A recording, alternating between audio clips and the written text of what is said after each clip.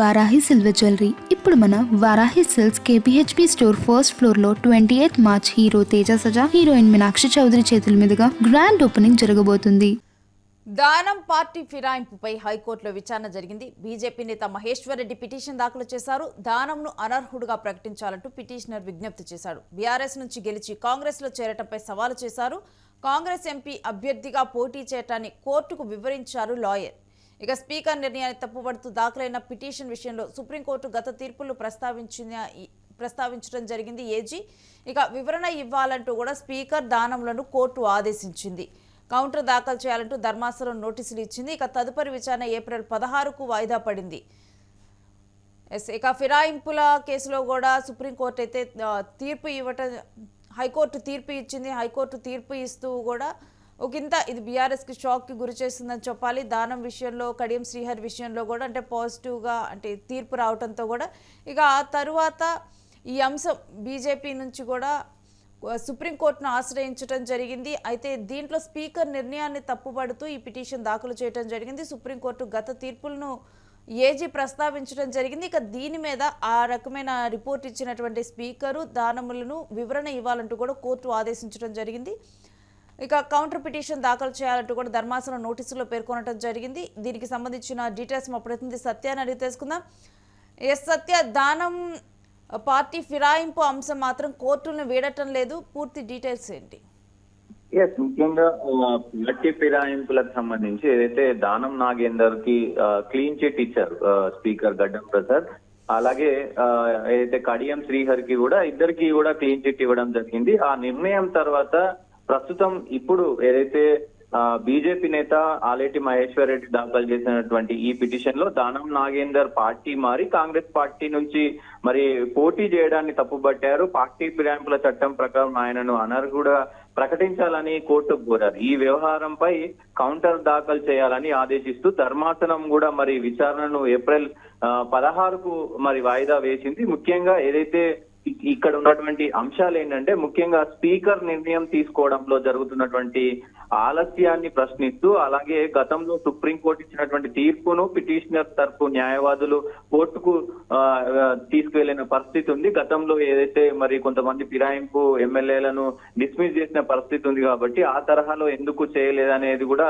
మరి ఇక్కడ సందిగ్ధమవుతున్న పరిస్థితి కనబడతా ఉంది. ముఖ్యంగా దానం నాగేందర్ ఫిరాయింపుపై మరి వివరణ కోరుతూ high court assembly speaker Danam Nagender కు నోటీసులు జారీ చేశారు. ప్రస్తుతానికైతే ఈ మొత్తం కేసు కొంత సందిగ్ధంలో ఉంది. మరి హైకోర్టు 16వ తారీఖు రోజు ఏం నిర్ణయం తీసుకోబోతుంది అనేది కూడా చూడాల్సిన అవసరం అయితే ఉంటది. ఏప్రిల్ 16న ఈ తుది విచారణ కూడా జరిగే అవకాశం ఉంది. ముఖ్యంగా ఎమ్మెల్యే దానం నాగేందర్ ఏదైతే దీనికి సంబంధించి కోర్టు కూడా మరి ఒకవేళ ఈ న్యాయపరమైనటువంటి అంశాలు కనుక చూస్తే దానం నాగేందర్ ఎమ్మెల్యేగా ఉంటూనే కాంగ్రెస్ తరఫున సికింద్రాబాద్ ఎంపీగా పోటీ చేయడంపై పలు న్యాయపరమైనటువంటి సందేహాలు ఉన్నాయంటూ కూడా మరి అక్కడ తెలపడం జరిగింది. అయితే ఇది పార్టీ ఫిరాయింపుల నిరోధక చట్టం షెడ్యూల్ 10 ప్రకారం ఒక పార్టీ నుండి గెలిచి రాజీనామా చేయకుండా మరో పార్టీలో చేరితే ఎమ్మెల్యే పదవికి అనర్హత అవుతారు. కాబట్టి మళ్ళొకసారి కోర్టు కూడా కొంత మరి చొరవ చూపాలని చెప్పేసి ఆయన పిటిషన్ లో దాఖలు చేసిన పరిస్థితి కనబడుతోంది. అయితే సాధారణంగా ఒక వ్యక్తి ఎమ్మెల్యేగా ఉండి ఎంపీగా పోటీ చేయవచ్చు, కానీ ఆ ఫిరాయింపు కారణంతో స్పీకర్ ఒకవేళ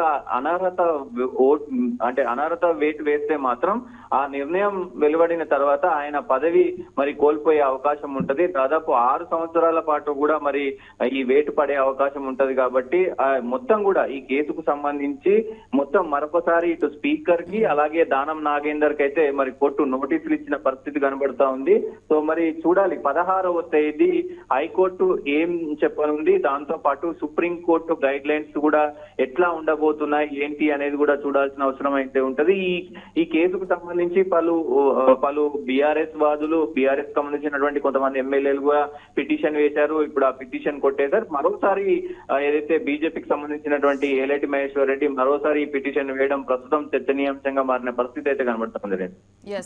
అంటే సత్యం, మన సుప్రీంకోర్టు గత తీర్పులను తీసుకున్నా గానీ వేరే రాష్ట్రానికి సంబంధించిన వాళ్ళు ఇలానే పార్టీ ఫిరాయిస్తే ఆ పదవే కోల్పోయినటువంటి పరిస్థితిని మనం చూసాము సుప్రీంకోర్టులో ఈ అంశంలో కూడా. సో గత తీర్పును ఉదాహరణగా తీసుకునే అవకాశం ఉంటుందా? తదుపరి విచారణ ఏప్రిల్ 16న జరగనుంది. ఎస్, డెఫినెట్ గా ఇప్పుడు స్పీకర్ కి నోటీసులు ఇచ్చారు, అలాగే దానం నాగేందర్ కి ఇద్దరికి కూడా కోర్టు నోటీసులు ఇచ్చింది. దానిపైన ఖచ్చితమైనటువంటి సందేశం ఇవ్వాలి. 16వ తేదీ మరి విచారణ ఉంటుంది అంటూ కూడా తెలిపిన పరిస్థితి అయితే కనబడతా ఉంది. ముఖ్యంగా మరి చూడాలి సుప్రీం కోర్టు యొక్క గైడ్ లైన్స్ ఏవైతే ఉన్నాయో వాటిని కూడా అక్కడ న్యాయవాదులు, హైకోర్టుకు సంబంధించినటువంటి న్యాయవాదులు అక్కడ న్యాయమూర్తులకు వివరించిన పరిస్థితి. సుప్రీంకోర్టు గతంలో సో ఇక్కడ మహారాష్ట్రకు సంబంధించినటువంటి ఒక ఎమ్మెల్యే పార్టీ ఫిరాయింపిస్తే కోర్టు మరి వాళ్ళని డిస్మిస్ చేసిన పరిస్థితి ఉంది. సో అది కూడా హైకోర్టుకు చెప్పారు. సో మరి ఇది కీలకంగా మారనుంది. సుప్రీంకోర్టు గైడ్ లైన్స్ కూడా ఉన్నాయి కాబట్టి సో హైకోర్టు నిర్ణయం తీసుకునే లోపే మరి వీళ్ళు ఏమైనా అంటే ఎమ్మెల్యే మరి మనసు మార్చుకొని ఏమైనా రాజీనామా చేసే అవకాశం ఉందా, లేకపోతే స్పీకరే మరి డిస్మిస్ చేసే అవకాశం ఉందా, లేదంటే హైకోర్టు 16వ తేదీ ఏప్రిల్ 16వ తేదీ మరి హైకోర్టు ఏమైనా చర్యలు తీసుకునే అవకాశం ఉందా అనే కోణంలో కూడా కొంత ఉత్కంఠ అయితే నెలకొన్న పరిస్థితులు కనబడతా ఉన్నాయి. Yes Satya, thanks for the details Satya. ఇక ఈ పార్టీ ఫిరాయింపు అంశం సుప్రీంకోర్టుకు చేరింది.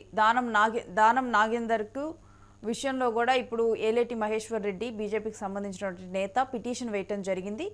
దీంట్లో కూడా ఇప్పుడు సుప్రీంకోర్టు స్పీకర్ని దానమును వివరణ ఇవ్వాలంటూ కూడా కోరటం జరిగింది. ఇక కౌంటర్ దాఖలు చేయాలంటూ ధర్మాసనం నోటీసులు ఇచ్చింది.